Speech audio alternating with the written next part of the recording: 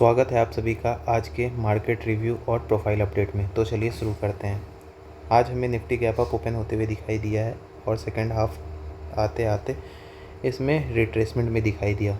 लेकिन ज़रूरी क्या है, इसने 23,697 के लेवल को क्रॉस कर दिया है।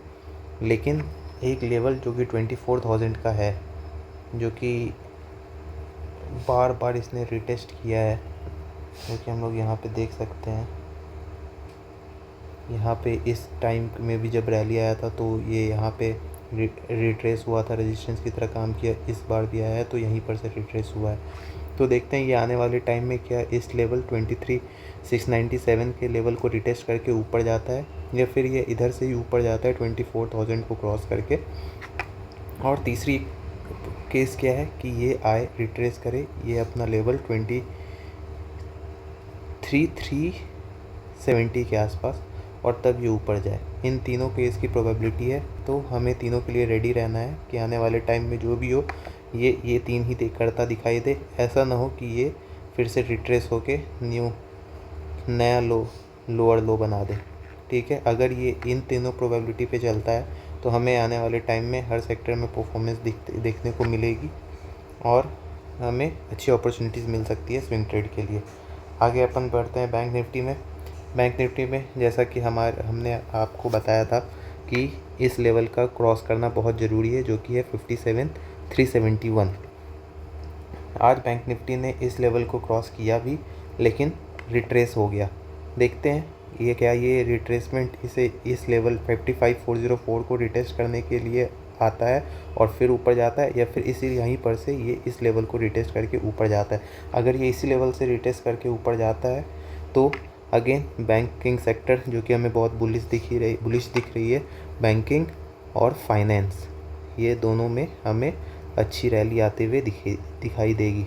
ठीक है, आगे अपन बढ़ते हैं अपने ऑटो सेक्टर में।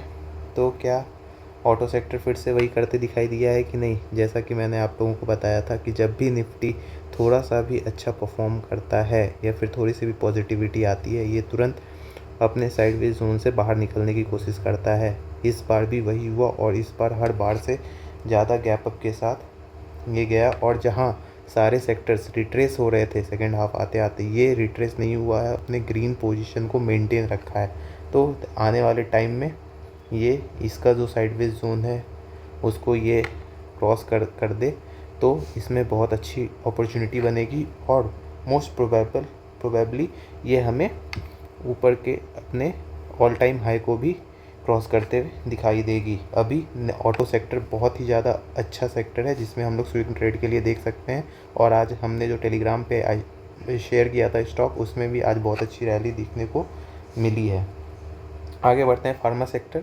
तो इसमें तो आपको साफ दिखता रहेगा कि चार्ट एनालिसिस करना कितना ज़्यादा ज़रूरी है, क्योंकि हम लोग कब से आपको बोल रहे थे कि ऊपर के लेवल से इसमें सेलिंग प्रेशर दिखाई दे रही है। आज भी देखो, आज अगेन ये एक रेड कैंडल बनाया जो कि प्रीवियस लो को भी तोड़ते दिखाई दिया है। देखते हैं अगर ये इस लेवल को भी क्रॉस कर जाता है जो कि 23,907 का है, तो हम मानेंगे कि इसकी जो ये ब्रेकआउट था, जो रैली थी, वो अब ख़त्म होते हुए दिखाई देगी। नहीं तो अगर इसे अभी भी कंटिन्यू करना है तो मोस्ट प्रोबेबली ये इस तरह करके चलने की कोशिश करेगा। अगर ये इस तरह चलता है तो अपन पोजीशन बनाएंगे, नहीं तो अगर ये यहाँ पे साइडवेज हो जाए या फिर थोड़ा सा भी नीचे जाए, हम अभी इसमें कोई न्यू पोजीशन नहीं बनाएंगे। हम लोग अपने पोजीशंस काटने को देखेंगे अगर किसी भी स्टॉक में चार्ट पैटर्न ख़राब होते हुए दिखाई देती है। तो लास्ट आ जाते हैं अपन एफएमसीजी सेक्टर पे। तो एफएमसीजी सेक्टर जो कि हमें ब्रेकआउट दिया था अपने कंसोलिडेशन का,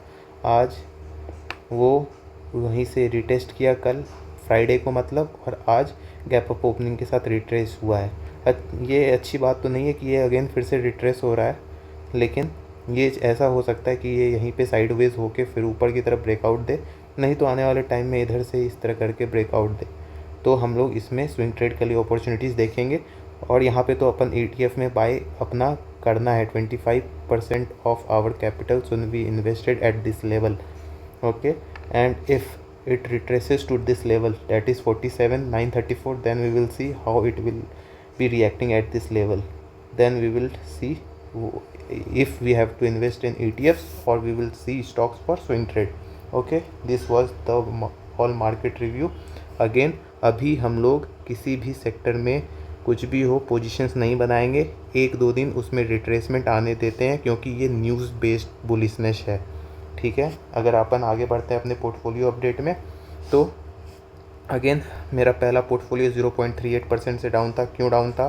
टोरेंट फार्मा, नेटको फार्मा है, मैक्स हेल्थ केयर, ठीक है। अधिकतर इसमें हाई वेटेज मेरे अभी पोर्टफोलियो में ये फार्मा सेक्टर था, जिसके वजह से आज मेरा पोर्टफोलियो डाउन दिखा है, ठीक है। दूसरे पोर्टफोलियो में आ जाते हैं तो वो 0.25% से अप था, ठीक है। अब मेरा क्या यहाँ पे रहेगा, क्या आगे मैं करूँगा, मैं इन सब में जिसमें भी मेरे को चार्ट पैटर्न ख़राब होते हुए दिखाई देगी, मैं उसमें से अपना पोजीशंस कम कर दूंगा या फिर हटा ही लूँगा, कंप्लीट एग्जिट कर लूँगा, ठीक है। किस में पोजीशन बनाना देखना है? बैंकिंग सेक्टर में। बैंकिंग सेक्टर में आज मैंने फिर से अगेन इसमें पार्शियल प्रॉफिट बुक किया है, ठीक है। तो इसी तरह अपने आप को इस कैपेबल बनाना है कि हम लोग सही से एनालाइज करें। और याद रखो, अभी ऑटो सेक्टर में बहुत अच्छी अपॉर्चुनिटीज़ बन सकती है और बैंकिंग सेक्टर में, इनमें 100% आपको स्विंग ट्रेड में अच्छी पोजीशंस बनानी है और इसी में स्विंग ट्रेड लेनी भी है, क्योंकि इसमें कम रिस्क के साथ आपको ज़्यादा रिवॉर्ड मिल सकता है, ठीक है। तो मिलते हैं अब नेक्स्ट अपडेट में, तब तक के लिए keep learning, keep growing bye at least 1% daily. Thank you.